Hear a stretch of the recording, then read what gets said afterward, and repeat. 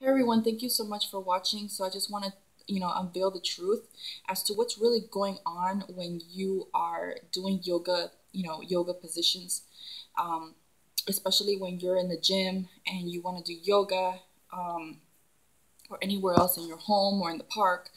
Um, they say that it's very healthy for you when you do yoga.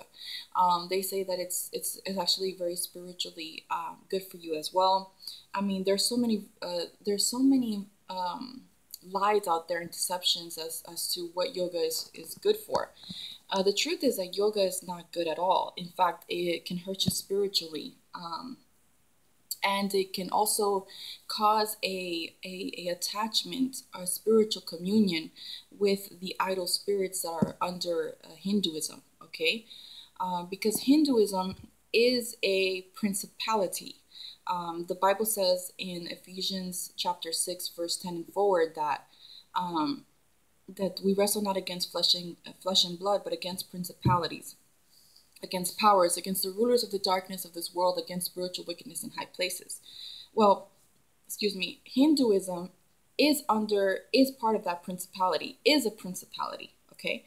Because there are particular idol spirits that are over the idols of the religion Hinduism. There are spirits that are over Krishna, Shiva, Ganesh, and these other spirits. I'm sorry, and these other idols. There are spirits that are over that. And so they have influenced gurus and these other idolaters to practice these positions. And what's happening is that when you practice these positions, you are imitating the image of Satan. You are imitating the positions of these spirits. Okay, this is not a joke. This is not a game, because you can lose your salvation when you if you do this, and if you continually practice if you continually practice yoga. Because the thing is that if you continually do this because you think that this is just sport, that this is just, you know, that this is just a hobby, and that it really is not going to hurt you because it's not bad. The truth is that it is bad, because you are committing idolatry when you do this. You are, even if you're not aware of it, even if you don't believe or worship these idols in Hinduism, you are still being a part of that principality. You are still conforming to that principality, which means that you are still being being held captive under that principality when you do these things, because there are things that are automatically part of Satan's kingdom, and that is idolatry dances, that is, such as Bollywood dances, such as classical Indian dances, such as, anything that is related to idols. Um, Even the sitar music and everything that is, again, related to these idols.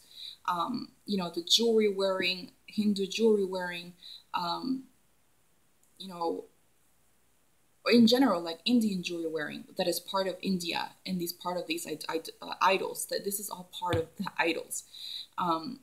Wearing the red thread bracelet, wearing, you know, the rudraksha, and all these things, even wearing the saris and the colors that are associated with this principality. These are the things that is automatically bringing you under that umbrella, bringing you under that principality. And you can lose your salvation because you are becoming spiritually bond with spiritually connected with these, with these spirits that are that are over this religion, over this principality. Okay, and so this is really serious, because the Bible says that you cannot partake of the Lord's table and the table of demons. You cannot partake of the Lord's table and the table of demons. You cannot drink of the cup of the Lord and the cup of demons. And so it's very important that you understand this, because if you are conforming yourself to, conforming yourself by means of wearing the jewelry, wearing the clothing, or doing the dances, or taking on the positions of yoga, that are really the pretty much it's the image of these spirits. You can anger God. It's true. You can anger God, and you can really become cursed, because the Bible says that when you do that, those that even create the graven image, those that design the graven image, those that build the graven image, and those that worship the graven image, or those that associate themselves with the graven image, become cursed. And this is a fact. And you can lose your salvation. And that is why in India there's a lot of generational curses because of the idolatry. Because the truth is that and this is a fact, India is not, a lot of the Indian people are perishing because of the idolatry. I'm not saying that all Indian people worship idols, but I am saying that the vast majority do, and those that do, they pass this deception on to their children and their children's children, and so it becomes a generational problem. It becomes a generational curse. Okay, because I'm telling you this, and because even the Bible says it in Genesis. The Bible is the word of truth, and really reveals the truth as to really what's going on. And idolatry is something that has been going on since the beginning, since the beginning of mankind, and it's still going on today. And I'm telling you this to keep you and protect you from doing these things, because the truth is that there's something very sinister behind doing yoga. There's something very sinister behind doing these dances. There's something very sinister behind associating yourself with this religion. And I'm telling you, like, I'm not trying to be negative. I'm not trying to judge others, but I'm trying to reveal the truth, because I even believe that the Indian people should come out from doing this idolatry and associating themselves with these idols and the offerings that are part of these idols.